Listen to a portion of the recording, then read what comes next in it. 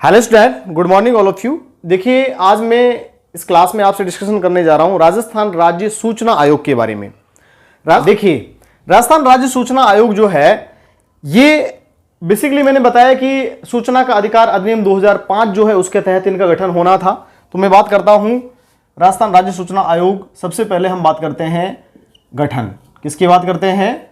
गठन की। देखो, आरटीआई एक्ट 2005 की धारा, आरटी एक्ट 2005 की धारा 15, किसकी बात कर रहा हूं मैं? धारा 15 जो है उसके तहत, धारा 15 के तहत इस आयोग का गठन किया गया।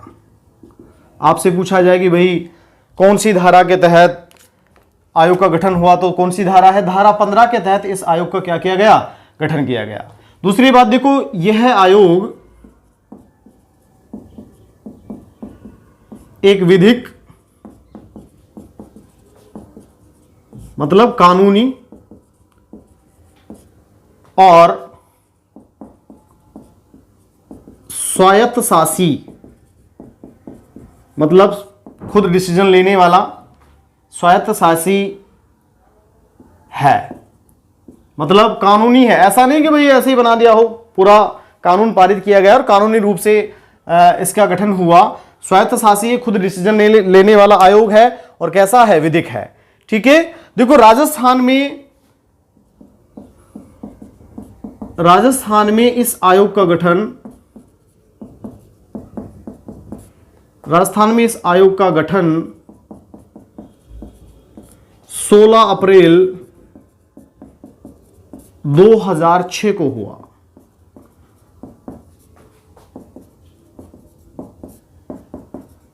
समझ में आया भाई?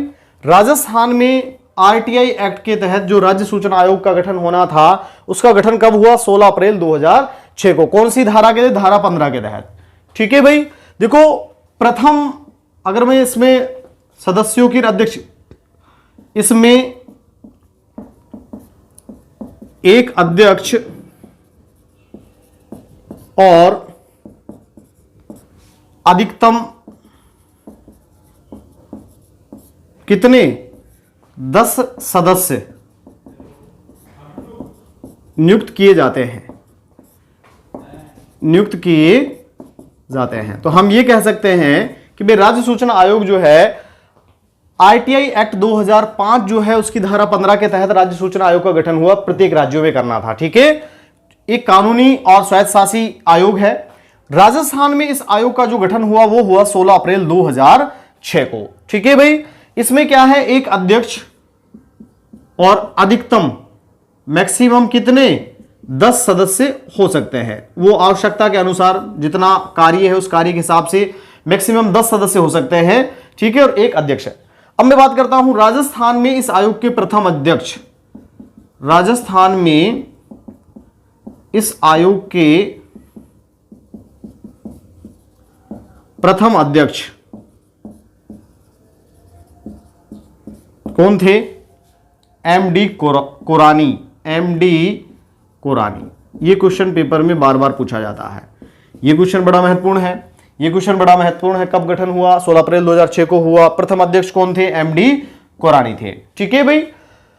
वर्तमान की बात की जाएगी। भाई वर्तमान में अध्यक्ष कौन है? वर्तमान में अध्यक्ष,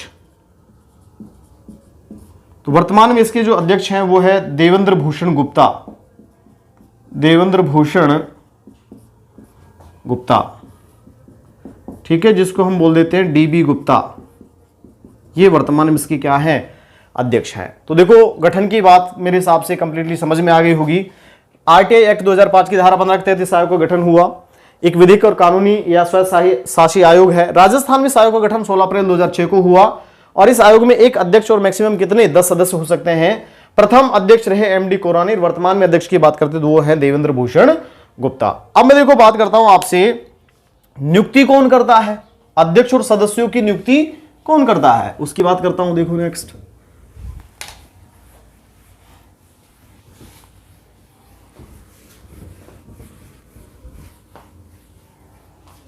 नियुक्ति।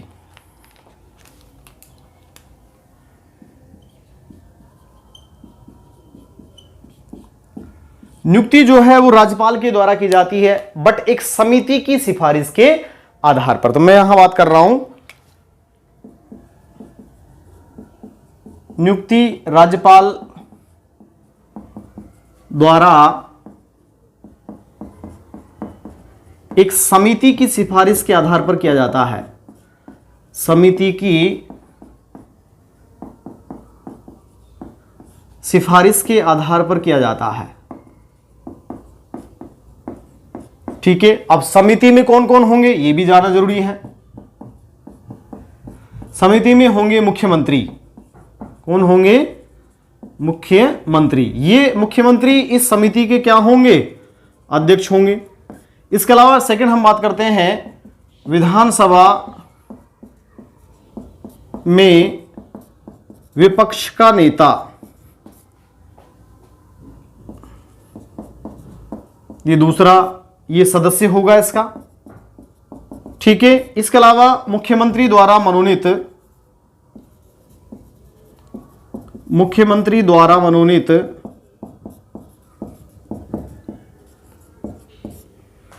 एक कैबिनेट मंत्री।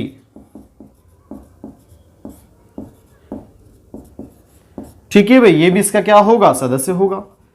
ठीक है भाई, इनसे परामर्श किया जाएगा। परामर्श के पश्चात इनकी सिफारिश के आधार पर बेसिकली इसकी क्या होगी?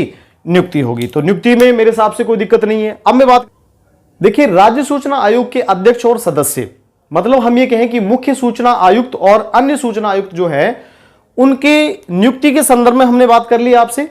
अब उनकी योग्यता के संदर्भ में बात करते हैं। तो देखो, जो व्यक्ति विधिक की नॉलेज रखता हो, प्रबंध की नॉलेज रखता हो, प्रौद्योगिकी के क्षेत्र की नॉलेज रखता हो, प्रशासन, पत्रकारिता और शासन के क्षेत्र में अच्छी नॉलेज रखता हो, उस व्यक्ति को मुख्य सूचना आयुक्त और अन्य सूचना आयुक्तों पर क्या किया जाता है? नियुक्त किया जाता है। ठीक है भाई, वापस ध्यान दीजिएगा। नियुक्ति हमने देख ली है। योग्यता की बात की तो जो ये विधिक, प्रबंधन, प्रौद्योगिकी क्षेत्र, प्रशासन, पत्रकारिता, शासन के क्षेत्र में जो अच्छी समझ रखने वाला व्यक्ति है उसको मुख्य सूचना आयुक्त मतलब अध्यक्ष और अन्य सूचना आयुक्त मतलब सदस्य पर क्या किया जा सकता है? नियुक्त किया जा सकता है। अब अयोग्यता की बात करता हूं कि भाई किसको नियुक्त नहीं किया जा सकता।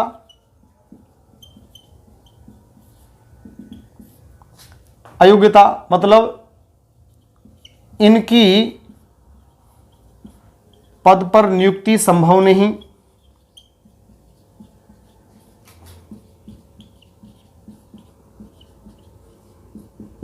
ठीक है भाई, किस किस की नहीं? सबसे पहले लोकसभा सदस्य, या मैं कहूं कि संसद सदस्य, संसद का सदस्य,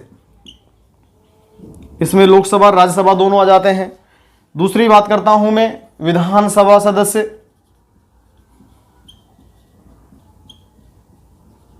तीसरी में बात करता हूं लाभ के पद पर कार्य करने वाला व्यक्ति।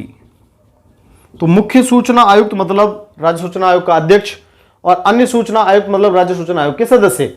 ठीक है, कौन नहीं बन सकते? ये तीन। संसद का सदस्य नहीं बन सकता, विधानसभा का सदस्य नहीं बन सकता, और कोई लाभ के पद पर कोई व्यक्ति काम कर रहा है तो वो भी नहीं बन सकता। ठीक है भाई, तो ये योग्यता और अयोग्यता की बात हुई। नियुक्ति के बाद हमने योग्यता की बात की, उसके बाद किसकी बात की? अयोग्यता की बात की। अब मैं नेक्स्ट बात करता हूं आपसे, करता हूं शपथ ग्रहण। शपथ ग्रहण, देखो शपथ ग्रहण जो है राज्यपाल द्वारा शपथ दिलाई जाती है। ठीक है भाई, फिर मैं बात करता हूं पदावधि।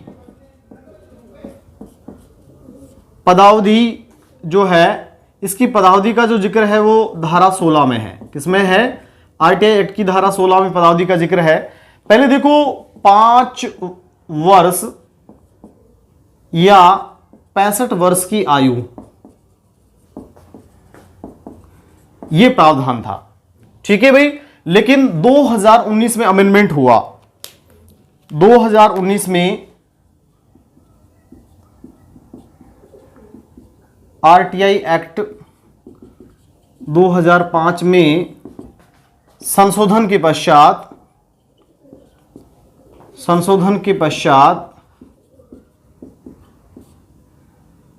ये सीमा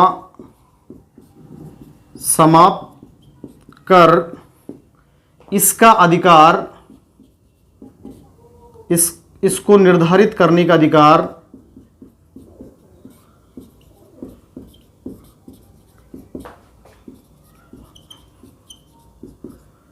केंद्र सरकार को सौंपा।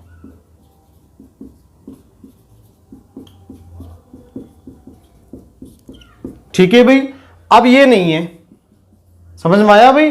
565 ये पहले था, मूल अधिनियम में था, लेकिन अब संशोधन कर दिया गया है। अब ये सारी सीमा वगैरह जो है इनको निर्धारित कितने वर्ष के लिए रहेगा, कौन रहेगा, ये सारी जो सीमाएं हैं, ये इसका डिसीजन कौन लेगा? केंद्र सरकार लेगा। देखो बड़ा महत्वपूर्ण अमेंडमेंट किया है 2019 में आरटीआई एक्ट में। ठीक है भाई, कहीं न कहीं राज्यों की पावर को क्या कर दिया गया है? खत्म कर दिया गया है। अब ये कितने वर्ष तक रहेगा और कौन रहेगा, ये सारी बातें जो है कौन निर्धारित करेगा? केंद्र सरकार करेगा। ठीक है भाई। उसके बाद देखो नेक्स्ट में बात करता हूं पदावधि के बाद, शपथ हमने देख लिया है, पदावधि। उसके बाद नेक्स्ट त्यागपत्र। त्यागपत्र जो है लिखित रूप में राज्यपाल को देगा। लिखित रूप में किसको देगा? राज्यपाल को। ठीक है भाई। उसके बाद वेतन और भत्तों की बात करता हूं। वेतन एवं भत्ते तथा सेवा शर्तें। देखो इनका जो जिक्र है वो आरटीआई की धारा 13 में है। पहले देखो क्या होता था, इनका जो वेतन है, पहले जो मुख्य सूचना आयुक्त है, मुख्य सूचना आयुक्त, जिसको राज्य निर्वाचन आयोग का अध्यक्ष भी बोलते हैं हम। ठीक है भाई। मुख्य सूचना आयुक्त जो है बेसिकली इसका वेतन हुआ करता था राज्य निर्वाचन अधिकारी के समकक्ष। राज्य निर्वाचन अधिकारी के समकक्ष।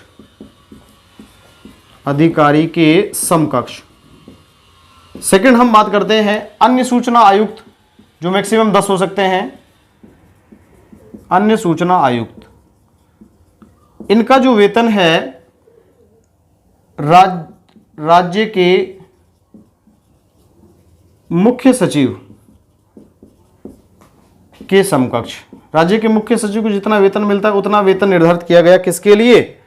अन्य सूचना आयुक्त के लिए। और टोटल देखो ये एक और ये मैक्सिमम कितने हो सकते हैं? 10 हो सकते हैं। ठीक है। लेकिन 2019 ये वाला अमेंडमेंट, आरटीआई 2005 संशोधन 2019, अब ये कौन निर्धारित करेगा? केंद्र सरकार। कि कितना वेतन देना, क्या करना है, वो सारी बातें किस पर डिपेंड करेगी? केंद्र सरकार के हाथ में सारी बातें चली गई हैं। ठीक है भाई। उसके बाद देखो पद से हटाया जाना। नेक्स्ट है पद से हटाया जाना। देखो पद से हटाए जाने की जब मैं बात करता हूं तो बेसिकली धारा 17 में इसका जिक्र है। धारा 17। अब पद से कैसे हटाया जाएगा भाई? सबसे पहले तो आधार होना चाहिए। हटाए जाने का आधार क्या है? साबित कदाचार, मिसबिहेवियर जिसको हम बोलते हैं, अक्षमता, इसके आधार पर हटाया जाएगा। ठीक है भाई। कौन हटाएगा? राज्यपाल जो है, राज्यपाल इसकी जांच सर्वोच्च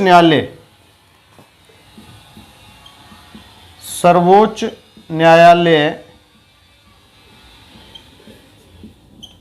से करवाकर उसके हटाने के निर्देश पर इसे पद से हटा सकेगा। देखो इसको समझिए, इस लाइन को, ये क्या लाइन है भाई, साबित कदाचार जो है मतलब आधार क्या है, अगर ये कदाचार अक्षमता जो है ये साबित हो जाए। अब साबित कैसे होगी, राज्यपाल जो है इसकी जांच के लिए जांच किसको सौंपेगा, सर्वोच्च न्यायालय को सौंपेगा। सर्वोच्च न्यायालय जो है वो जांच करेगी, उसकी टीम जो है जांच करेगी या उसकी कमेटी जो है जांच करेगी कि भाई वास्तव में इसने मिसबिहेवियर किया है या अक्षमता है, कार्य करने में सक्षम नहीं है। और अगर सर्वोच्च न्यायालय ने जांच करके ये निर्देश दिए कि भाई इसको पद से हटाया जाना चाहिए, तो फिर कौन हटाएगा, राज्यपाल इसको पद से क्या कर देगा, हटा देगा। ठीक है भाई, तो यहां मैंने देखो आपसे बात की है, शपथ ग्रहण की बात की है, तो शपथ ग्रहण में राज्यपाल शपथ ग्रहण कराएगा।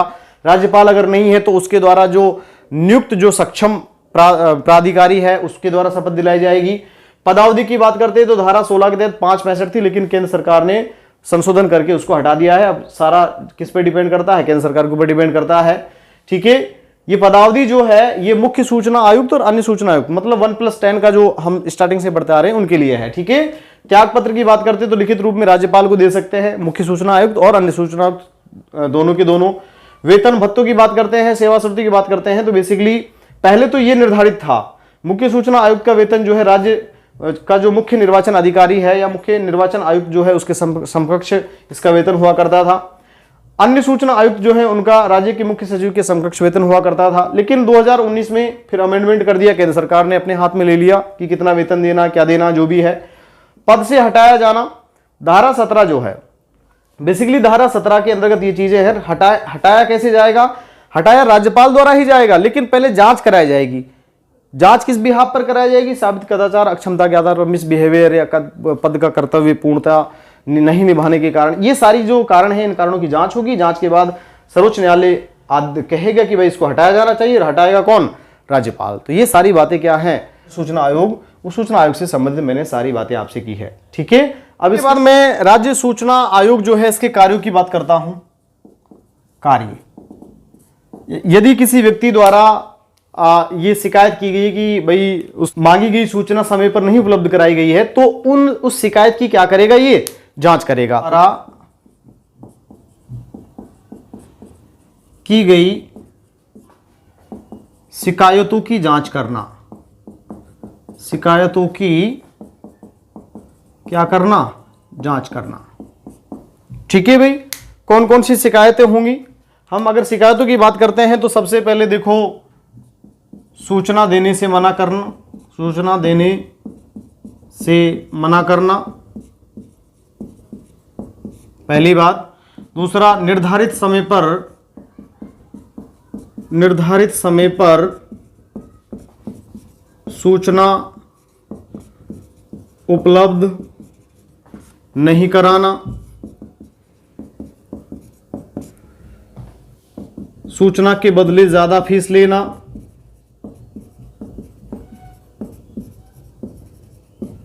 अधिक फीस लेना। ठीक है भाई, भ्रामक या त्रुटिपूर्ण सूचना देना, भ्रामक या त्रुटिपूर्ण सूचना देना। ठीक है भाई, इसके अलावा अगर मैं बात करता हूं तो आपसे कोई अधिकारी या विभाग का सूचना देने में असमर्थ होना। ठीक है भाई, फिर आप क्या करोगे, अपील करोगे। क्या करोगे, अपील। सबसे पहले कहां जाओगे, प्रथम अपील अधिकारी के पास।